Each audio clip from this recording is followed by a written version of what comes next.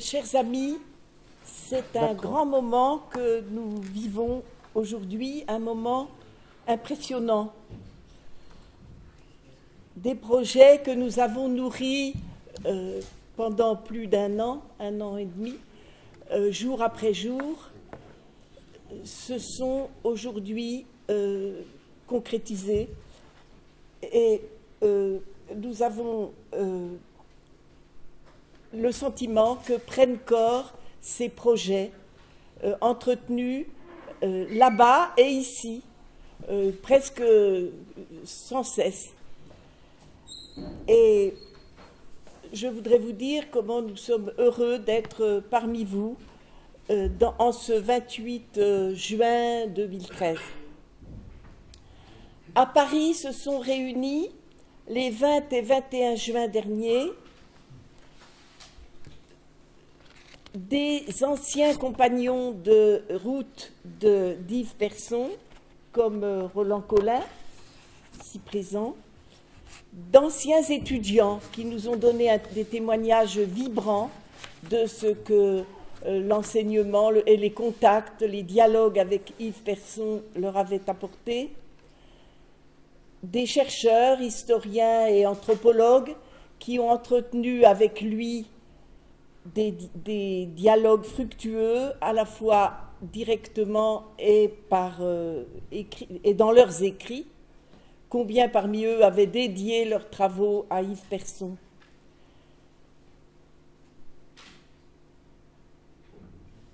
Ou bien simplement des chercheurs ou des personnes qui avaient envie d'en savoir plus sur cet historien dont l'héritage scientifique est pour une large part tombé dans l'oubli. Sur ce chemin, que de découvertes n'avons-nous pas faites? Comme si des évidences surgissaient qui nous poussaient chaque fois à aller plus loin.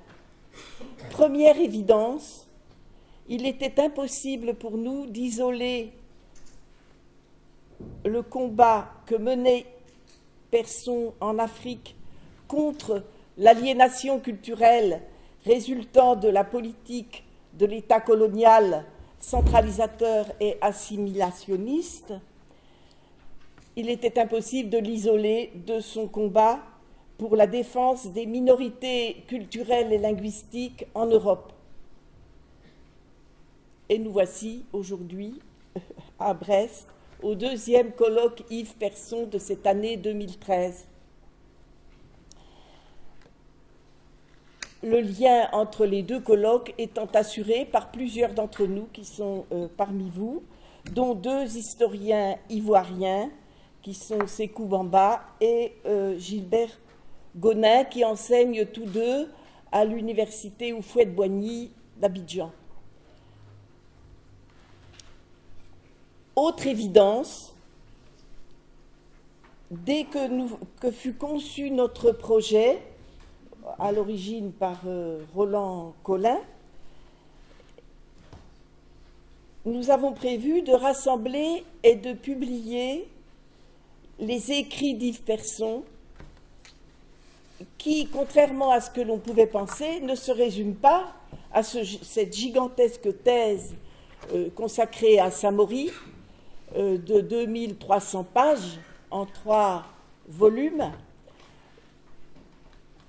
mais qui couvrent aussi, qui comprennent aussi des analyses et des recherches très novatrices, très innovantes, qui débordent le champ samorien et qui débordent aussi l'Afrique de l'Ouest.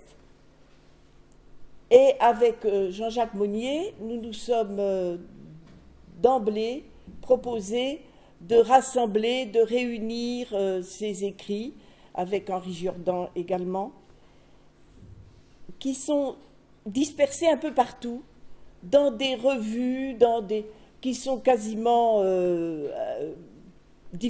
introuvables parfois, ou très difficiles d'accès. Pourquoi? Parce que Yves Persson cherchait à chaque fois à répondre à l'actualité et à se faire entendre le plus rapidement possible. Qui lit aujourd'hui les articles du mois en Afrique, par exemple, revue qui a d'ailleurs disparu. Donc nous nous sommes attelés à cette tâche qui n'est pas achevée, hein, qui est en cours.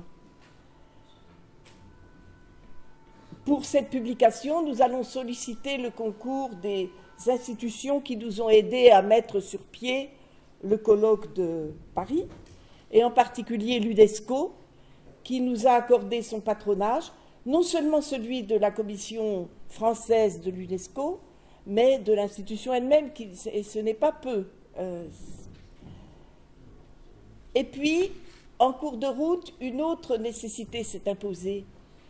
Bon, Yves Persson nous a quittés il y a 30 ans. Il s'agit de donner des images, de réaliser un film auquel Liliane Darognan a beaucoup travaillé, et qui nous montre la figure de l'homme et ses combats. Et ce film, nous le verrons aujourd'hui même, auquel Joël Persson a beaucoup travaillé également, qui est le quatrième enfant des 5 enfants de Yves Persson et de Janine Persson. Alors, nos regards se portent aujourd'hui sur... oui, tout d'abord un mot sur ce film. Ce film a l'intérêt non seulement de faire surgir Yves Persson, mais à travers beaucoup de témoignages, mais il fait surgir également un moment capital dans l'historiographie de l'Afrique.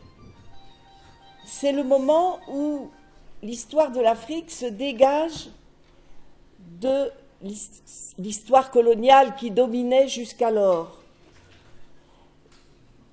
Une histoire qui ne commence pas avec l'arrivée des premiers conquérants blancs sur la terre africaine et qui s'impose par de nouvelles sources recueillies chez les intéressés eux-mêmes, les traditions orales. C'est aussi le moment où, pour la première fois, l'histoire de l'Afrique prend place dans l'enseignement supérieur. Et cela grâce à l'université de Paris 1, à laquelle j'appartiens, l'université de Paris 1, issue de la Sorbonne, où enseigna l'archéologue Raymond Mauny, aux côtés d'Yves Persson, au sein du Centre de recherche africaine, le CRA, d'où est issu l'actuel CEMAF. Troisième évidence,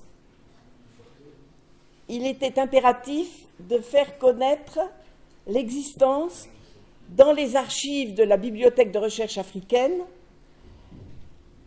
très riche en général sur l'histoire de l'Afrique de l'Ouest, richesse trop peu exploitée aujourd'hui, d'un précieux fonds Persson que nous devons à la fois à une décision de notre université et à la générosité de la famille Persson.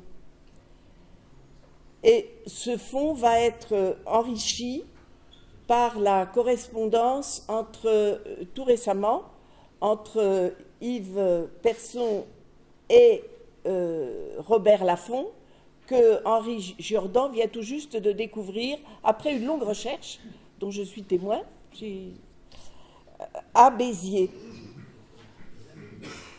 Et nous sommes en train aussi, parce que vous voyez que tout ne s'arrête pas avec le colloque du mois de juin, nous sommes aussi en train de réaliser une plaquette de présentation de ce fonds Persson qui ne cesse de s'enrichir à la bibliothèque de recherche africaine, rue Malher, à Paris, au centre Malher.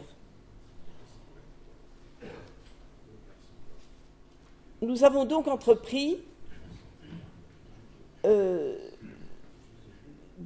réveiller la mémoire de Yves Persson. Cette mémoire n'était pas éteinte, elle couvait sous la cendre d'un apparent oubli. Quelques mots ont suffi en effet pour s'adresser à ceux dont nous sollicitions le concours pour l'obtenir presque immédiatement. On avait l'impression que chacun nous pensait, mais pourquoi ce colloque n'a-t-il pas eu lieu plus tôt? Il est grand temps. Et donc la réponse a été immédiate. Alors pour nous, qu'est-ce que nous attendons de ce colloque, entre autres? C'est d'attirer l'attention de jeunes chercheurs sur l'œuvre léguée par Yves Persson et aussi sur l'homme, sur ses combats.